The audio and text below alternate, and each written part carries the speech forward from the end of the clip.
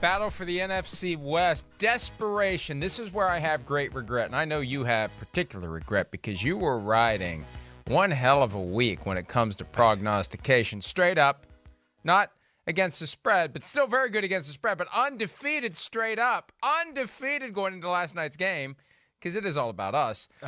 But I wish I would have realized that the Rams, even with all the guys they lost, they were desperate. This was it. If they had lost last night, they'd got no chance at winning the division, and who knows what's going to happen now. But the Rams had urgency. The Rams made the plays. The Rams stood toe-to-toe with the best team in football and delivered their third loss at home. They've been great on the road. Crazy. Cardinals have 3 losses at home now. What the hell? Yeah, what the hell is right? I mean, you're right. Last night, it did a lot of things. I mean, first off, you said it right. The Rams, I think it pretty much solidified them as being in the playoffs after this weekend, the way some things shook out. Now they're sitting there at 9-4 and have some cushion between the 6 and 7 seeds. So that's like, I almost want to go, okay, hello, welcome to the playoffs, Los Angeles Rams. It's official.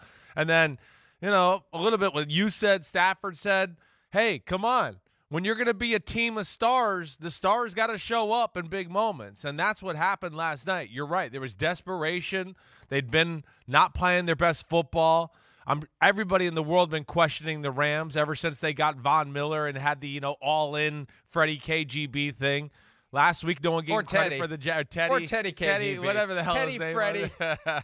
They know who we They know who we mean. And then last week, nobody gave them a lot of credit for the way they looked against Jacksonville, even though they blew them out. So they came in the game angry and then had some obstacles before the game, show up. But either way, big time win for them on the road. Stars showed up. Hollywood showed up. And I think that's what's the cool thing to see, about the Rams. First time we saw that, with this new current team.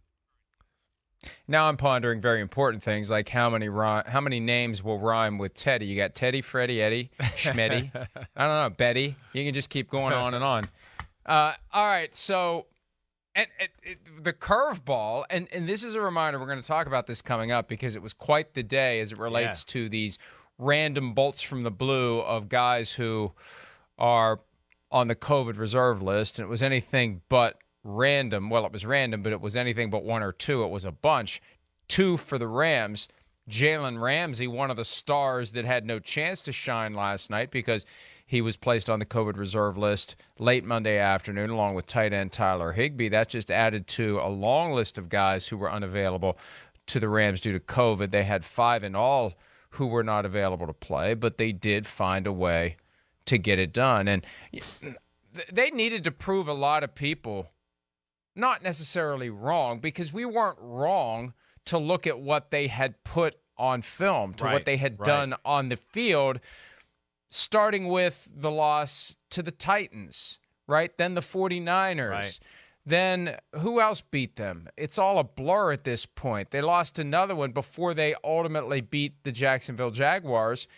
And we're like, oh, okay, fine. Who hasn't beaten the Jacksonville Jaguars? Like that was the aberration. They needed to reestablish themselves last night. The Packers game, you're thinking, in Green Bay. Oh, the Packers. Yeah. I forgot about the Packers. Yeah. So, we were down on the Rams, and justifiably so. Sure. The greatest show-offs on turf, the team of stars that can't ultimately deliver victories. They had gone 3 straight weeks losing after they did the Eddie KGB all-in splash the pot gif that they still got a long way to go. Yeah. But they went a long way toward, as you said, solidifying themselves as the 5 seed and probably making the Cowboys think, boy, is there a way we can avoid the 4 seed so we don't have to host the Rams as our first playoff game? Dangerous. That Nobody takes wants to on see greater them. significance. Whoever lands in that 4 spot gets one hell of a gift. They're most likely going to have the Rams come to town, unless the Rams can continue this climb, and maybe it's the Cardinals who come to town. I don't know which one's worse at this point, considering the Cardinals have won all their road games by double digits. Yeah, no, I mean, again, both are dangerous. There's no doubt. Both, I think, are really good quality football teams. I think you're right. I mean, we had every right to question the Rams and the way they had looked over the last month of football. Come on, they kept screwing games up. Their defense wasn't making any plays. We wondered where's the toughness of the run game from McVay and company. And I think that was the biggest thing you take away from last night, at least. They didn't put themselves in bad spots to where they had to abandon their game plan. And when we talk about that Titans game at home, the Packers game, the other game that I'm blanking out on my 49ers. The 49ers. Yeah. I mean, they made so many mistakes early on there to where they had to leave what would have been their game plan to a degree. You couldn't stay patient with the run, especially in the Titans-49ers game. And I think that's the thing I've taken away from the last 2 weeks. Their patience with Sony Michel running the football. And then, I mean, really, if you break down last night, the Cardinals came out hot. They were on fire. The play of the night is the play that Matthew Stafford discussed in the opening. I mean, you're thinking, oh, no, it might be 10-0 here. At the very least, it's going to be 6-0 Cardinals. Aaron Donald dominates the right guard. Garcia, I believe, on that play. Gets the tip, interception. Game was never the same.